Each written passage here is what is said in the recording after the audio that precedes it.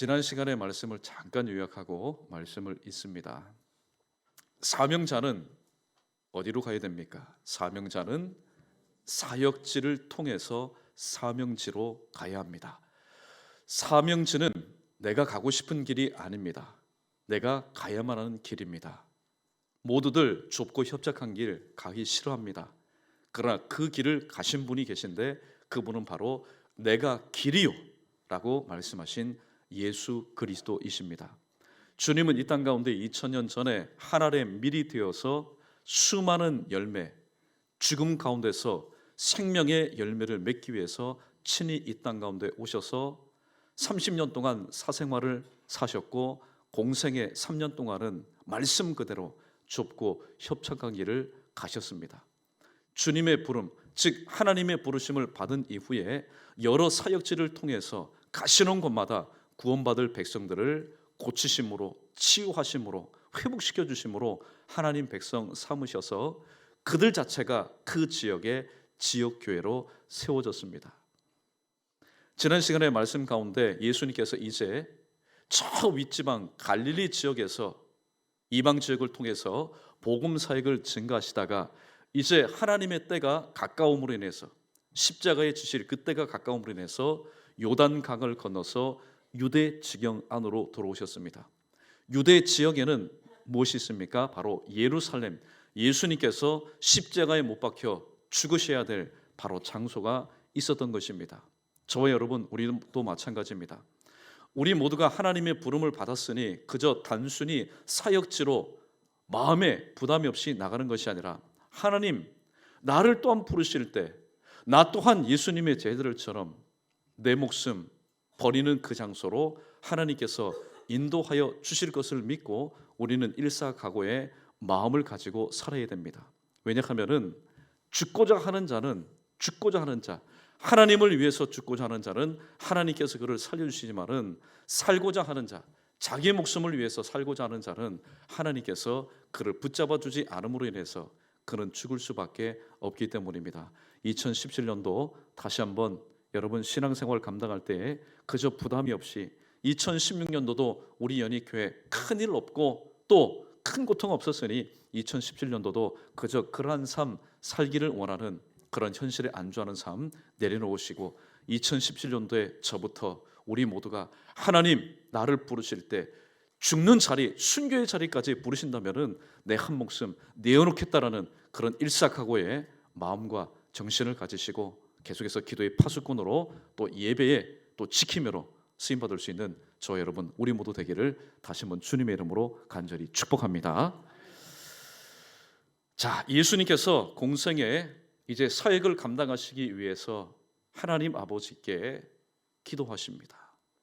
성경에는 땀방울이 핏방울이 되도록 기도하셨다는 그런 공생의 전 40일 동안의 기도 내용에 대해서는 언급하지 않지만은 30년 동안 아버지 요셉을 모셨습니다. 어머니를 모셨고 목수의 일을 하다가 때가 되어서 이제 모든 것을 다 내려놓고 저 광야에 가셔서 40일 동안 금식하며 하나님 앞에 기도합니다.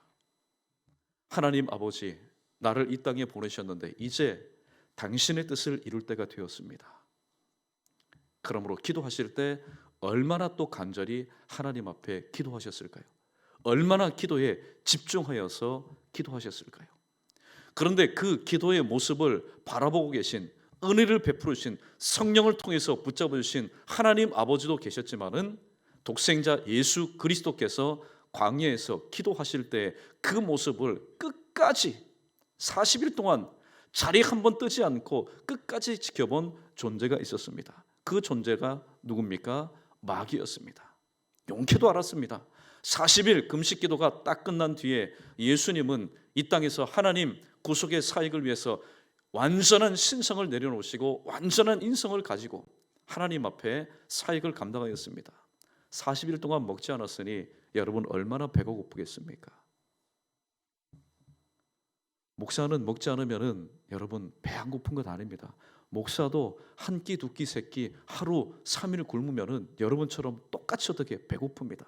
예수님도 마찬가지였습니다. 이때 등장한 마귀가 첫 번째 시험을 합니다. 자, 네가 만약에 하나님의 아들이라면은 이 돌덩이를 가지고 떡덩이 되게 해서 먹어라. 떡덩이 돼서 하게 먹어라. 저희 연예교회에서 때가 되면은 떡을 돌리는데 그 떡이 얼마나 맛있는지 모릅니다. 한참 배고픈 가운데 떡덩이 되게 해서 먹어라 할 수 있는 능력이 충분히 있습니다. 그러나 하나님께서 내게 주신 능력을 내 사리사욕을 채우기 위해서 사용할 수 없어서 주님은 말씀으로 이 처음 시험을 이겼습니다. 그 다음에 어떻게 했습니까? 성전 높은 꼭대기에 데리고 올라가서 뛰어내려라. 하나님이 하나님의 천사를 동원해서 너의 발이 땅에 부딪히지 않도록 보호하여 주실 것이다. 말이 되지 않습니다. 예수님께서 또 말씀으로 이 모든 두 번째 시험을 물리쳤습니다. 분위기가 점점 험악해집니다.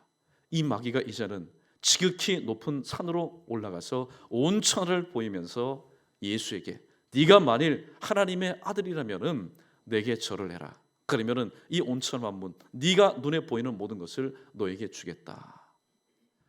예수님은 하나님이신 예수님입니다. 천지 만물을 창조하신 분입니다. 구약 성경에 보면은 금도 내 것이요 은도 내 것이요 모든 것이 하나님의 소유가 아닌 것이 없습니다. 그런데 지금 마귀가 마치 하나님 자리에서 딜을 하는 겁니다. 거래를 하는 겁니다. 내게 한 번만 하나님 아버지께 경배하지 말고 나에게 경배하면은 이 모든 것을 너에게 주겠다. 마귀야, 사단아, 물러가라. 오직 하나님께만 경배해라. 말씀을 통해서 물리치셨습니다. 마귀가 어떤 심정을 가지고 예수님께서 40일 금식 기도하는 현장에 왔을까요? 마귀는 이런 마음을 가지고 찾아왔을 겁니다. 에덴 동산에서 뱀을 통해서 하나님의 첫 작품을 완전히 훼손시키고 또 타락시켜버린 그런 마음을 가지고 예수도 그렇게 하면은 넘어지겠지. 단 한 방에 에덴 동산에서 하나님의 첫 작품을 훼손시키고 하나님의 구속의 역사를 일그러 버렸던 이 마귀가 그런 심정으로 예수님께 왔습니다. 그러나 첫 번째 아담은 넘어갔지만은 두 번째 아담 예수 그리스도는 달랐습니다. 주님은 말씀으로 이 모든 시험을 이기셨던 겁니다. 결과 3전 3패입니다. 완패를 당하였습니다. 성경에 보니까 이후에 잠시 물러갔다. 잠시 물러간 이 마귀는 예수님 공생의 사역 동안 집요하게 또 시험을 합니다. 또 여러 가지를 통해서 예수님 하나님의 아들 되심에 흠집을 내는 작업을 합니다. 거기에 가장 많이 악용되고 이용된 사람들이 바로 누구일까요? 아이러니컬하게도 로마 사람들이 아닙니다. 이방 사람들이 아닙니다. 성전에서 밤낮 주야로 하나님의 말씀을 묵상하고 하나님을 섬겼던 바리새인들을 통해서 마귀는 하나님이신 예수님을 시험하고 하나님의 아들 되심을 흠집내기 시작하였던 것입니다. 오늘 본문을 보면은 당시에 한 가지 크게 이슈가 되었던 사건이 하나 등장합니다. 우리 말씀 3절 말씀 우리 다시 한번 읽어보겠습니다. 3절입니다. 시작. 바리새인들이 예수께 나와 그를 시험하여 이르시되 사람이 어떤 이유가 있으면 그 아내를 버리는 것이 옳으니까. 어떤 이유가 있으면은 그 사람을 버리는 것이 옳습니까? 당대 한 가지 큰 이슈가 있었습니다. 그게 바로 무엇입니까? 분봉왕 헤롯 왕이 그의 이복 동생 빌립의 아내 헤로디아를 취한 것입니다. 합법적인 게 아닙니다. 불법이었습니다. 이것이 당대의 정치계뿐만 아니라 특별히 이 하나님의 말씀을 연구하고 묵상하였던 바리새인들 사이에는 큰 이슈가 되었던 것입니다. 바리새인들이 볼 때에 한 나라의 왕으로서 해서는 안 될 일을 헤롯 왕이 행했기 때문입니다. 헤롯 왕이 그러한 삶을 살았다면 백성들에게 그러한 삶이 파급되는 것은 시간 문제입니다. 이것은 바리새인들이 볼 때에 하나님께서 모세를 통해 주신 율법을 준수하는 것이 아니라 율법을 오히려 무너뜨리고 파괴하는 행위였습니다. 쉽게 말하면은 지금 당장은 큰 어려움이 없지만은 장차 세대를 통해서 하나님의 친백성으로서 해야 될 일이 아니었기 때문입니다. 이 사건, 이 이슈를 가지고 예수님께 찾아 나왔습니다.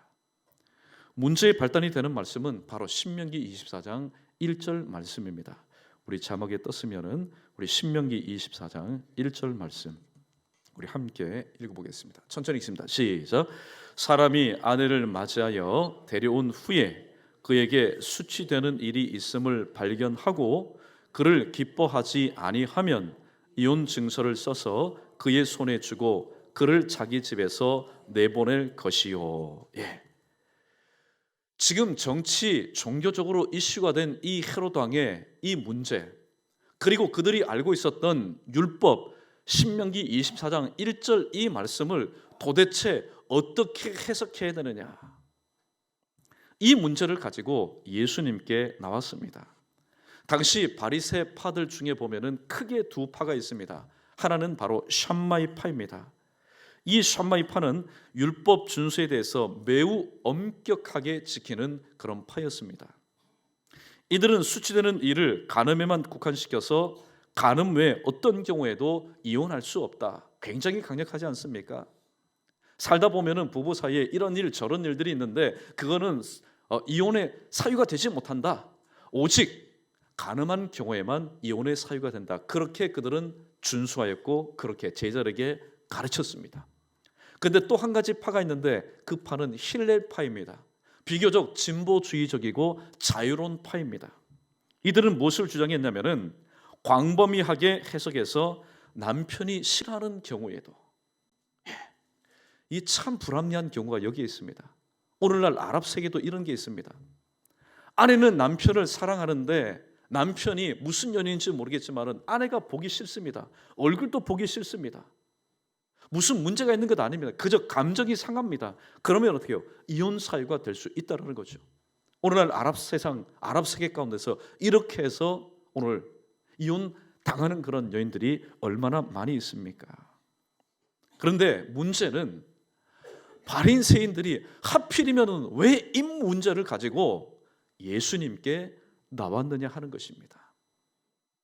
살다 보면은 여러 가지 문제 있지 않습니까? 돈 문제, 무슨 상속의 문제, 여러 가지 많은 문제가 있을 텐데 왜 하필이면 이 문제를 가지고 예수님께 나왔느냐?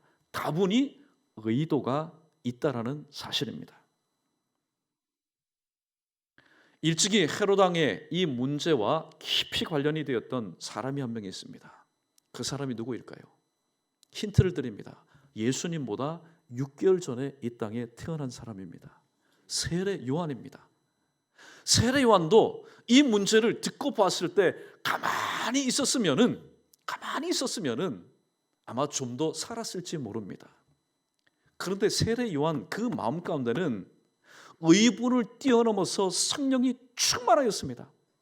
태어날 때 복중에 예수님께서 복중에 있을 때도 그 엘리사벳 복중에 있었던 세례 요한이 어떻게 했습니까? 성령이 충만하여 어떻게 해요? 뛰었다고 말합니다. 복중부터 성령이 충만한 이 세례 요한 태어나서도 모든 것을 듣고 모든 것을 보고 판단할 때 성령이 충만하였기 때문에 도무지 이것은 유대 사회에서 일어날 수가 없었던 일입니다. 그래서 직언을 하게 됩니다. 오늘날 참 아쉬운 부분입니다. 나라의 지도자들이 어떤 잘못을 했을 때에 직언하는 사람들이 없습니다. 전부 다 아부합니다.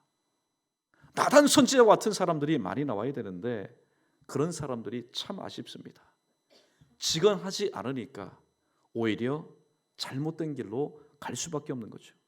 여러분 보십시오. 세례 요한이 이렇게 말합니다. 그것은 잘못되었습니다. 당신 그렇게 할 수가 없습니다. 이 헤롯 왕이 죽이고 싶은 마음이 얼마나 많았겠습니까? 그러나 헤롯 왕은 누구를 두려워해서? 유대인들을 두려워해서. 왜냐하면 유대인들은 이 세례 요한을 하나님의 선지자로 알았기 때문에 잘못 건드렸다가 괜히 정치적인 이슈가 되어서 반란이나 혹은 이상한 일이 일어나면 자기의 권위 가운데 큰 어려움을 당할 수밖에 없었기 때문입니다. 그래서 하루는 잔치를 벌이던 중에 이 헤로디아의 딸의 청을 듣기를 원합니다. 자, 네가 원하는 것은 내가 나라의 절반이라도 너에게 주겠다. 엄마의 코치를 받은 이 딸이 헤롯 왕에게 이렇게 말합니다.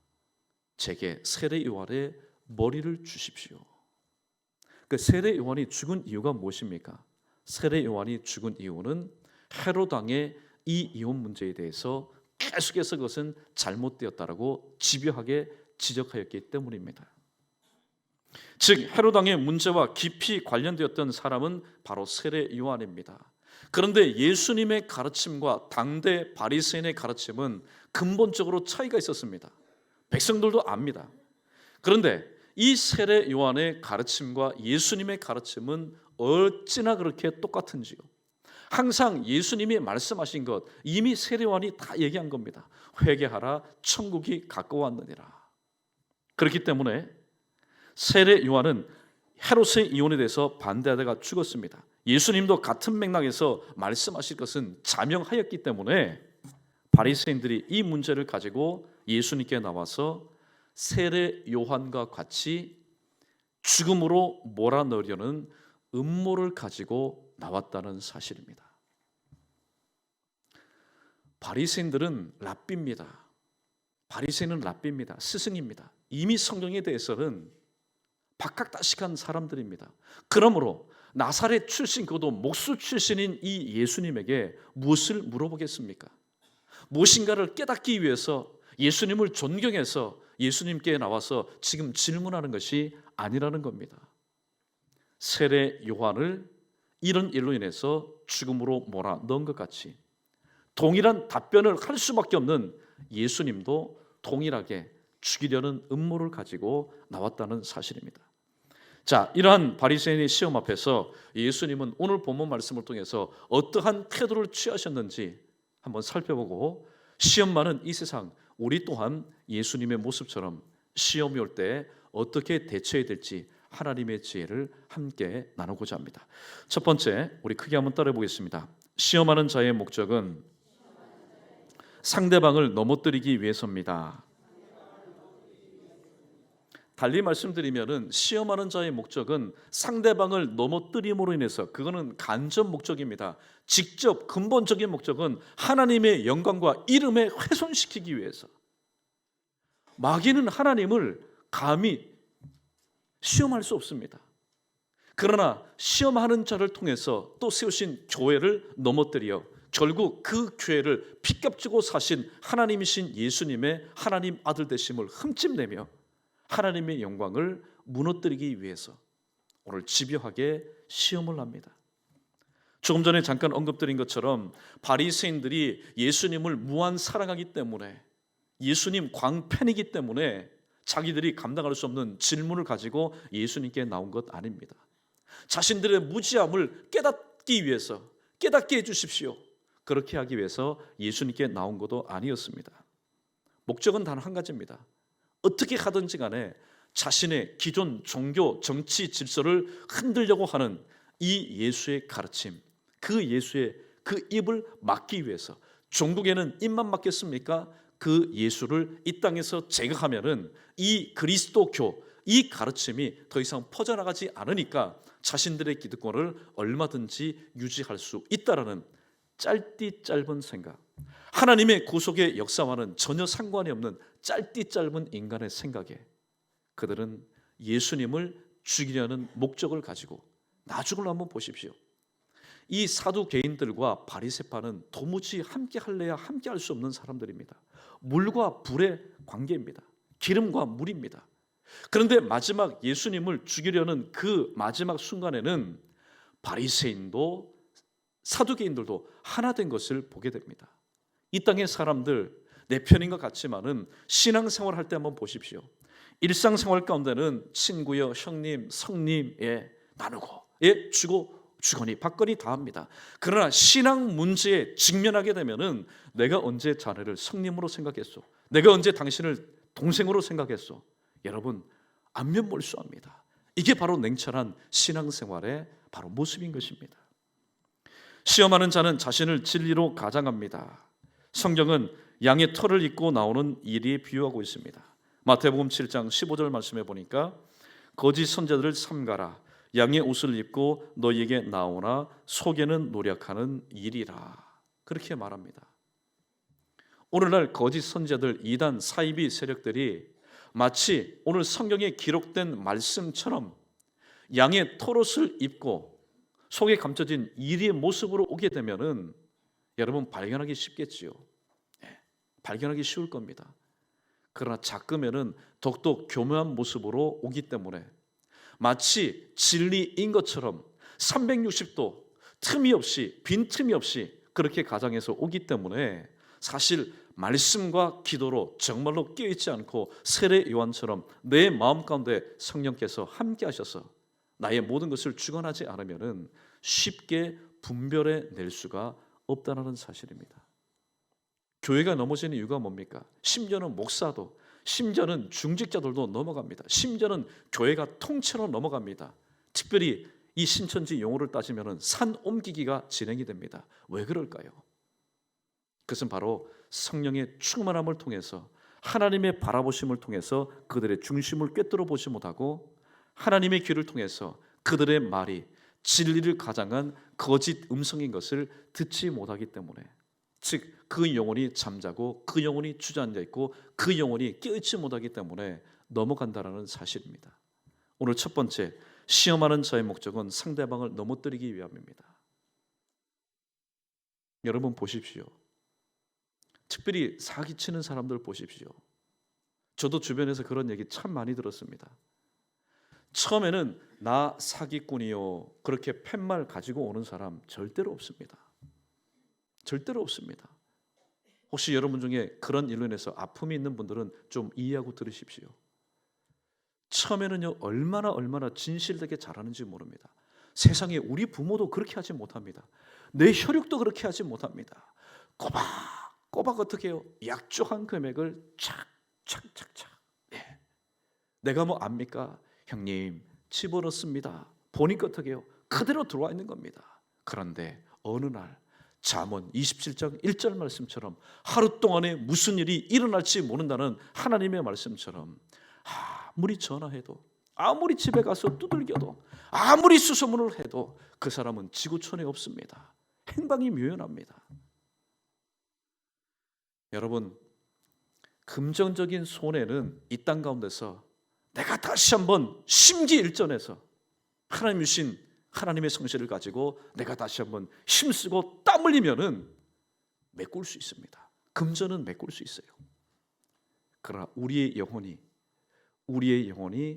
말씀 아닌 말씀을 통해서 우리의 영혼이 빼앗겨버리고 팔린다면은 그것은 누가 다시 되찾을 수가 있겠습니까? 세상 말처럼 돈은 있다가도 없는 겁니다. 또 있다가도 어떻게 없는 거고 없다가도 있는 겁니다. 그 돈 문제는 별로 문제가 되지 않습니다. 그러나 내 영혼이 만약에 이런 것에 의해서 팔린다면은 그 영혼을 누가 속량할 수 있겠냐 하는 말입니다. 그렇기 때문에 오늘도 우리는 이 땅에 살아가면서 시험하는 자, 특별히 내 영혼을 시험하여서 이 영혼을 하나님 손에서 빼앗아서 말씀의 울타리 안에서 빼앗아서 바로 마귀의 그 소나기로 넣으려는 이 시험하는 자의 목적이 무엇인지를 다시 한번 분명히 기억할 수 있어야 됩니다. 세상에 공짜가 있습니까? 없습니까? 세상에는 공짜가 없습니다. 세상에는 절대로 공짜가 없습니다. 그러므로 오늘 또 하나님께서 주신 지혜를 통해서 이것이 아니라는, 만약에 단 1%라도 이것이 아니라는 마음에 그런 의심이 있을 때는 먼저는 하나님 앞에 물어보십시오. 직고하십시오. 하나님, 지금 이러한 말이 있는데 이것이 하나님의 음성입니까? 하나님의 말씀입니까? 하나님의 말씀을 가장한 유혹의 음성임, 유혹의 속삭임입니까? 하와가 실패한 이유가 바로 그것입니다. 하나님의 음성을 그가 분명히 들었으면 그 음성대로 살아야 되는데 하나님의 음성을 뱀의 말을 통해서 하나님의 음성을 하나님의 음성으로 듣지 못하고 아전인수격으로 해석한 결과 하나님께서 만드신 가장 첫 작품 아닙니까? 가장 첫 작품이 하나님 만드신 가장 완벽한 동산에서 타락하는 그런 삶을 살아갈 수밖에 없었던 것입니다. 이 말씀 앞에 저도 마찬가지고 여러분도 마찬가지고 큰 소리 칠 사람 아무도 없습니다. 목사이기 때문에 이단 사입이 야 너희들 와봐, 여러분 큰 소리 칠 수 없습니다. 말씀으로 스스로를 무장하지 않고 기도의 파수꾼이 되지 않으면 언제든지 우리 모두는 질그릇 것 같고 허점이 있고 또 틈이 있기 때문에 그것을 통해서 우리를 넘어뜨릴 수 있는 가능성은 무궁무진하기 때문입니다. 아무쪼록 시험하는 자의 목적은 상대방을 넘어뜨리며 특별히 내 영혼을 오늘 또 소성시키는 것이 아니라 소성된 내 영혼, 회복된 내 영혼을 다시 한번 무너뜨리려는 그런 목적이 있다는 사실을 다시 한번 기억하시고, 여러분 성도 외에 다른 사람들 혹은 다른 가르침이 있을 때 하나님, 이것이 하나님의 말씀입니까? 아니면 하나님의 말씀을 가장한 이단의 속삭임입니까? 저에게 분별할 수 있는 영을 허락해 달라고 그렇게 기도하시면서 세우신 몸된 교회, 우리 연희교회 믿음의 권속들, 2017년도도 이제 집요하게 2016년도 교회 안팎에 돌아다니면서 전단지도 갖다 놓고 특별히 우리 교회가 연희교회인 것을 알면서도 계속해서 전도지를 나눠주는 그런 일들이 있었습니다. 2017년도 더 할지도 모릅니다. 그러나 더 하면은 어떻습니까?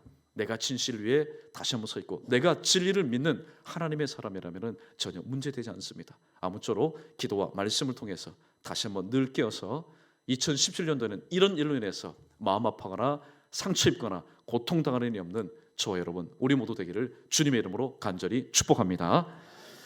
두 번째, 시험은 하나님의 말씀으로 물리쳐야 합니다. 하나님은 일반 계시를 통해서 하나님이 누구이신지를 나타내셨습니다.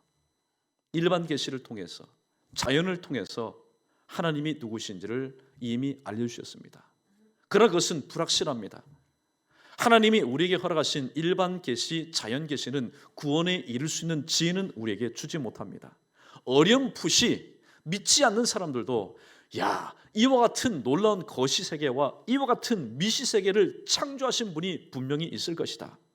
하나님이라는 믿음은 없지만은 이 인간을 초월한 어떤 위대한 존재가 있다는 사실을 그들이 어렴풋이는 알고 있습니다. 어렴풋이 알고 있는 것을 가지고는 구원에 이를 수 있는 지혜가 없습니다. 그래서 하나님께서 특별히 택한 자들에게 특별 계시를 주셨는데 그 특별 계시가 무엇입니까? 특별 계시는 오직 하나밖에 없습니다. 바로 하나님의 말씀. 그런데 혹자는 신앙생활하다가 신비적인 체험을 하여서 내가 환상 가운데 하나님의 음성을 들었습니다. 내가 꿈 중에 하나님의 지시를 받았습니다. 물론 그럴 수는 있습니다. 성경을 보십시오. 사도 바울과 또 야곱을 한번 보십시오. 그들이 꿈 중에 환상 중에 하나님의 음성을 듣고 하나님의 계시를 받았습니다. 그러나 가장 확실한 계시, 정확무하고 오늘도 흠이 없는 가장 확실한 계시는 바로 저와 여러분이 오늘 또 가지고 있는 이 하나님 말씀밖에는 가장 확실한 계시가 없다라는 사실입니다. 그렇다면은 우리가 오늘 이 하나님의 말씀으로 무장해야 될 이유가 무엇입니까? 한번 따라해 보겠습니다. 하나님의 말씀은 진리이기 때문입니다. 아무리 진리의 말씀이지만은 그 진리의 말씀을 가지고 순종하지 않을 때는 진리의 말씀은 빛바랜 진리가 됩니다. 진리의 말씀이 빛바랜 것이 아니라 순종하지 않는 나에게는 그렇게 여겨지고 느껴진다는 겁니다. 그러나 진리의 말씀을 순종할 때는 얼마든지 어느 상황이든지 그 말씀은 빛이 납니다. 빛이 날 뿐만이 아니라 진가를 발휘하게 되고 그 진가는 능력으로 나타나게 되는 것입니다. 그래서 2017년도 표를 이렇게 잡지 않았습니까? 아멘하여 하나님께 영광을 돌리는 교회가 되자. 교회 할 때에 연희교회 또 이 건물만 생각하지 마십시오. 가장 정확한 해석은 이겁니다. 다시 한번 따라해 봅니다. 아멘하여 하나님께 영광 돌리는 내가 되자. 이게 확실한 고백입니다. 이게 확실한 고백입니다. 진리의 말씀을 왜곡하거나 아전인수격으로 해석하면은 내가 심판자가 됩니다. 목사뿐만이 아니라 직분을 갖지 않는 자라도 그 진리의 말씀을 왜곡하여서 아전인수격으로 해석하면은 그 누구든지 내가 심판자가 됩니다. 심판자가 되니까 정죄하게 되는 그런 우를 범하게 되는 것입니다. 사실 바리새인들이 예수님께 당대 이슈였던 이 헤롯 왕의 이혼 문제를 가지고 나왔지만은 사실 이 바리새인들은 하나님 앞에 더욱더 큰 죄인이었습니다. 바리새인들이 볼 때는 헤롯 왕이 죄인이지요. 헤롯 왕이 죄인입니다. 그러나 하나님 보실 때는 이 바리새인들이 그 누구보다도 더 큰 죄인이었다는 사실입니다. 간음에 대해서 잠깐 한번 언급해 보겠습니다. 간음에는 세 가지 간음이 있습니다. 첫 번째는 마태복음 5장 28절에서 자, 모세는 이렇게 명하였다. 간음하지 말라. 그 모세가 말한 이 간음은 뭡니까? 육적인 간음입니다. 하나님께서 허락하신 그런 남녀 사이 외에 다른 사람들과 육신적인 접촉을 하는 것, 육적인 간음. 그러나 주님은 말씀합니다. 그 마음에 간음한 자, 그 마음에 딴 여인을 품고 음욕을 품는 자는 이미 간음하였다. 두 번째 간음은 뭡니까? 심적인 간음입니다. 심적인 간음. 그래서 요한복음 8장에 보면은 현장에서 간음하다가 잡혀온 이 여인, 두루두루 사람들이 겹겹이 쌌습니다. 나이 든 사람이든 나이 어리든 사람이든 남자들은 전부 다 돌을 가지고 지금 씩씩대고 있습니다. 그때 예수님께서 무엇이라고 하셨습니까? 사실 예수님은 말씀하지 않았습니다. 조용히 무릎을 꿇어서 땅에다가 무슨 말씀을 기록하셨습니다. 두 번이나 기록하셨습니다. 그 뒤에 돌을 든 남자, 나이 많은 남자든 중년이든 노년이든 소년이든 다 돌을 내려놓고 뿔뿔이 어떻게 해요? 흩어졌습니다. 그때 과연 어떤 말씀을 기록하셨을까? 성경은 요한복음 8장은 말씀하지 않기 때문에 잘 모르겠지만은 마태복음 5장 28절의 말씀이 아니었을까? 그 사람마다 마음에 음욕을 품는 자는 이미 간음하였다. 그 말씀을 읽었던 그 남자들, 맞다. 돌에 맞아 죽을 사람은 이 여인이기 전에 마음에 음욕을 품었던 내 자신이구나. 만약에 칠 것 같으면 그 여인을 치는 동시에 자기 자신을 서로 어떻게 해요? 쳐야 되는 겁니다. 두 번째는 심적인 간음. 그런데 하나님께서 가장 크게 달아보시는 간음은 어떤 간음일까요? 그것은 바로 영적인 간음입니다. 하나님은 하나님만을 사랑하기를 원하고 하나님만을 섬기기를 원하고 하나님만을 바라보기를 원하는데 짐짓 교회 가운데서도 구속함을 받은 하나님의 자녀들 중에서도 하나님과 재물 사이에서 왔다 갔다 합니다. 하나님과 세상 사이에서 두 다리를 거치면서 살아갑니다. 바리새인들이 바로 이러한 사람들이었습니다. 바리새인들은 영적인 간음자들이었습니다. 그들 배후에는 누가 있었습니까? 그들 배후에는 하나님이 계신 것이 아니라 그들 배후에는 눈에 보이지 않는 실체였던 마귀가 있었습니다. 예수님이 마귀의 시험을 물리치실 때 사용하신 무기가 하나 있습니다. 여러분 기억나십니까? 예수님께서 마귀의 집요한 세 가지의 시험을 물리치신 강력한 무기가 있는데 그 무기를 사도 바울은 에베소서 6장 17절에서 이와 같이 말씀합니다. 우리 크게 한번 따라하겠습니다. 성령의 검, 곧 하나님의 말씀. 우리가 생각하는 이 하나님의 말씀, 단순히 하나님의 말씀으로 생각하지 마십시오. 우리가 눈에 보이지 않는 실체인 이 마귀를 어떻게 우리가 이길 수 있겠습니까? 하나님의 말씀은 곧 성령의 검이라고 했습니다. 그러므로 내가 이기는 것이 아니라, 내가 싸우는 것이 아니라, 내가 붙들고 내가 의지하는 성령께서 친히 내 앞에서 마귀의 실체를 상대하니 나는 이길 수가 없습니다. 여러분, 천하의 목사 할아버지라 할지라도 마귀를 어떻게 이길 수가 있겠습니까? 그러나 이길 수 있는 방법은 목사든 평신도든 누구든 간에 성령의 검, 즉 성령 하나님을 의지하고 나갈 때에, 하나님을 의지하고 나갈 때는 어떤 경우에든지 간에 이길 수 있다는 사실을 오늘 예수님께서 마태복음 4장을 통해서 먼저 본을 보여주셨습니다. 또한 요한복음 1장 1절 말씀, 태초에 말씀이 계시니라. 이 말씀이 하나님과 함께 계셨으니 이 말씀은 곧 하나님이시라. 우리가 지금 붙잡고 있는 것, 글자화된 성경책으로만 생각하지 마십시오. 바로 오늘 이 말씀은 이 땅 가운데 성육시간신 바로 예수님, 바로 말씀은 곧 하나님이십니다. 말씀을 정리합니다. 오늘도 이 땅을 살아가면서 우리에게는 여러 가지 많은 시험이 있습니다. 때로는 이성의 시험도 있을 수 있고, 때로는 물질의 시험도 있을 수 있고, 때로는 명예의 시험도 있을 수 있습니다. 또 우리가 교회가 하나님 앞에 신앙생활할 때에 온전한 신앙생활을 하지 못하라고 하는 나만이 아는 아킬레스건이 있습니다. 그 아킬레스건을 하나님은 아시고 계십니다. 그래서 어떻게 하든지 간에 덮어주시고 능력으로 감싸주셔서 그것을 하나님께서는 디딤돌 삼아서 다시 한번 하나님 앞에 신앙생활 잘하도록 하려고 하지만은 마귀는 그렇지 않습니다. 내가 알고 있는, 여러분 잘 기억하십시오. 내가 생각하고 내가 기억하고 내가 떠올리는 모든 것은 마귀도 동시에 접속을 해서 다 알고 있습니다. 내가 무슨 부분에 대해서 약하다, 내가 이성에 대해서 약하다, 돈에 대해서 약하다, 내가 인맥에 대해서 약하다, 명예에 대해서 약하다, 마귀도 너무나 정확하게 잘 알고 있습니다. 마귀는 그것을 절대로 덮어주지 않습니다. 마귀는 그것을요 10분 활용합니다. 활용하는 목적이 뭘까요?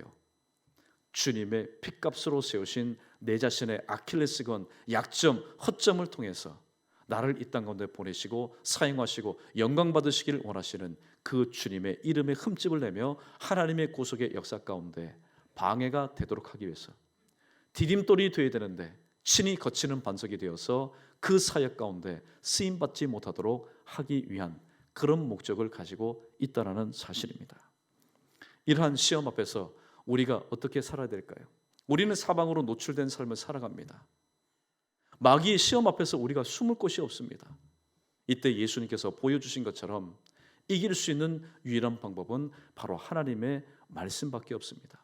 하나님의 말씀을 아전인수격으로 해석하고 또 하나님의 말씀을 오해하면은 바리새인들처럼 하나님을 가장 가까이 섬기면서도 하나님의 뜻과는 정반대의 삶을 살아갑니다. 그러므로 예수님처럼 온전히 하나님의 말씀, 성령의 검을 가지고 이 모든 것을 대하고 또 물리치는 그런 삶을 살아야 됩니다. 왜냐하면 하나님의 말씀은 세상 사람들이 아무리 그것은 거짓되다, 그것은 謊된 이야기다 말한다 할지라도 사람의 말, 사람의 동의와 제청과 결의에 의해서 하나님의 말씀이 하나님의 말씀 되는 것 아니고 태초에부터 하나님의 말씀은 바로 진리였기 때문입니다. 우리의 가장 큰 축복, 우리의 가장 큰 복은 무엇입니까?